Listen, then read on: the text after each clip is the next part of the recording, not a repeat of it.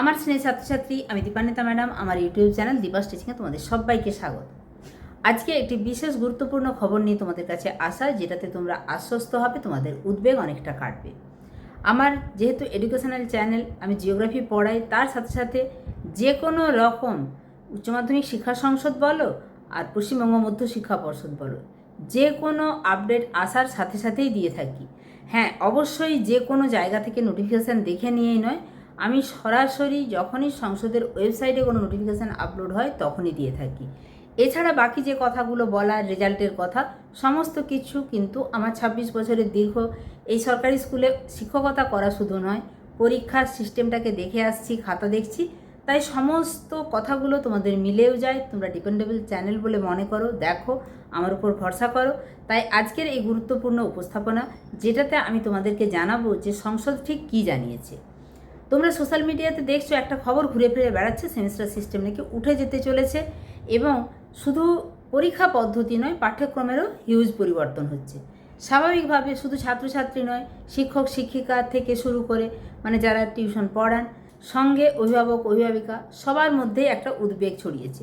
তবে আমরা ব্যাপারটা একদম সঠিক জানতে পারি আমাদের স্কুলের যে বিভিন্ন গ্রুপ আছে, এডুকেশনাল গ্রুপ, সেখান থেকে, এবং সরকারি নোটিফিকেশান এলে তবেই। ফলে আমরা শিক্ষক শিক্ষিকারা কিন্তু অতটা ঘাবড়ে যায়নি, কারণ আমরা জানি এরকম কোনো নোটিফিকেশান নেই। যাই হোক, সোশ্যাল মিডিয়াতে এই খবরটা ছড়িয়ে পড়ার সঙ্গে সঙ্গেই কিন্তু তোমাদের মধ্যে বেশ উদ্বেগ দেখা দিয়েছিল, এবং সেই উদ্বেগের নিরসন করার জন্য আজকে বেশ কয়েকটি কথা বলবো।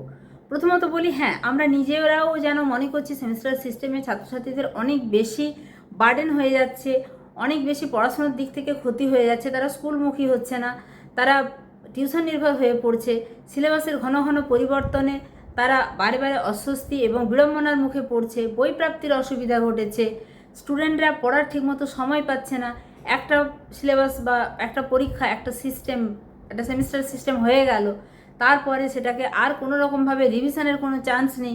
ফলে পুরো যে 11-12 মিলিয়ে আমরা 90-এর দশকে যারা পরীক্ষা দিয়েছি তারা বারে বারে রিভিশনের সুযোগ পেতাম, সেটা নাই হোক। অন্তত পক্ষে যে সেমিস্টারটা দিচ্ছে সেই সেমিস্টারের পড়াগুলো বারবার যে ঝালিয়ে নিবে তার কোনো সুযোগ নেই। কোনো রকমে স্কুলে পড়াটার সিলেবাস শেষ করা হচ্ছে, তাও কিন্তু স্কুলেও শেষ করা যাচ্ছে না, বিশেষত এই সেমিস্টারে ভাগ করে দেওয়ার ফলে। এবং আমরা জানি এর মধ্যে বেশ কিছু ছুটি থাকে, এদিকটাতে যেমন প্রথমের দিকটাতে থাকে সামার ভ্যাকেশন, শেষের দিকটাতে থাকে পূজা ভ্যাকেশন।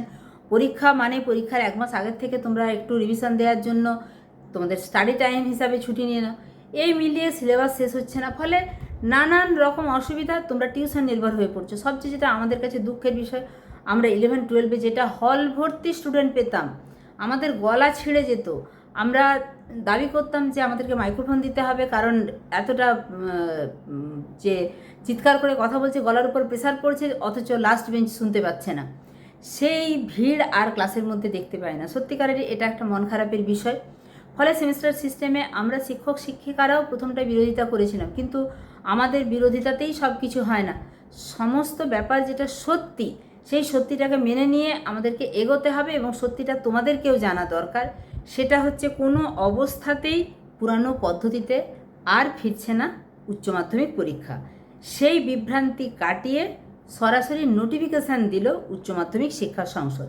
2 তারিখের এই নোটিফিকেশানটিতে বলা হয়েছে, উচ্চ মাধ্যমিক সেমিস্টার সিস্টেম বন্ধ হয়ে যাওয়া নিয়ে গত কয়েকদিন ধরে তৈরি হওয়া যাবতীয় জল্পনা এবং সংশয়ের নিরসন।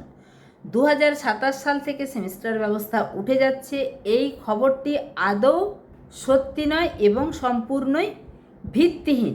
কিছু কিছু মানুষ এই খবরটি ভুয়ো, তাদের নিজেদের পাবলিসিটির জন্য এই ভুয়ো খবরটি প্রচার করেছে, এবং তাতে সংসদ সভাপতি নূতন যিনি দায়িত্ব নিয়েছেন পার্থ কর্মকার যথেষ্ট বিরক্ত হয়েছেন, এবং সঙ্গে সঙ্গেই সংসদের অন্য কর্মকর্তাদের সংসদের লোগো দিয়ে বাইরে যাতে কোনো রকমভাবে ভুয়ো খবর না ছড়ায় সেই ব্যাপারেও স্টেপ নিতে বলেছেন।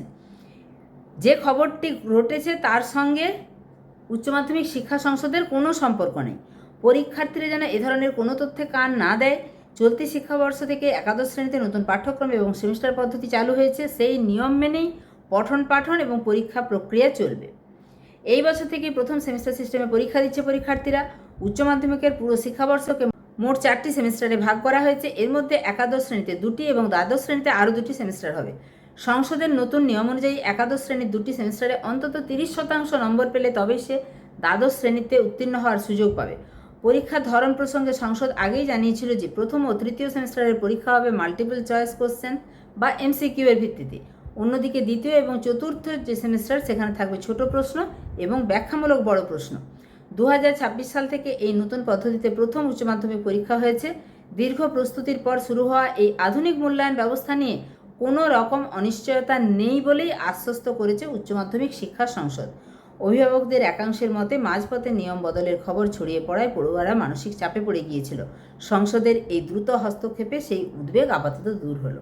সংসদ যে এই বিভ্রান্তি দূর করার জন্য নোটিফিকেশান দিয়েছে, এটাতে তোমার কি মতামত অবশ্যই কমেন্ট সেকশানে জানিও। সেমিস্টার সিস্টেম নিয়ে তোমার কি মতামত সেটাও জানিও। সেমিস্টার সিস্টেম কি উঠে যাওয়া বন্ধ হয়ে গিয়ে পুরানো সিস্টেম চালু হওয়া উচিত? এ নিয়েও তোমার মূল্যবান মতামত কমেন্ট সেকশানে দিও। এই গুরুত্বপূর্ণ তথ্যটা অবশ্যই বন্ধুদের মাঝে শেয়ার করে দিও এবং ভিডিওটাতে একটা লাইক করে দিও। আবার বলবো, চ্যানেল নতুন হলে কিন্তু চ্যানেলটা সাবস্ক্রাইব করে রেখো যে কোনো গুরুত্বপূর্ণ নোটিফিকেশান, ক্লাস, ভিডিও, সাজেশান, বিশেষত জিওগ্রাফির ক্লাস এবং সাজেশান পেতে। শেষ করছি, টাটা।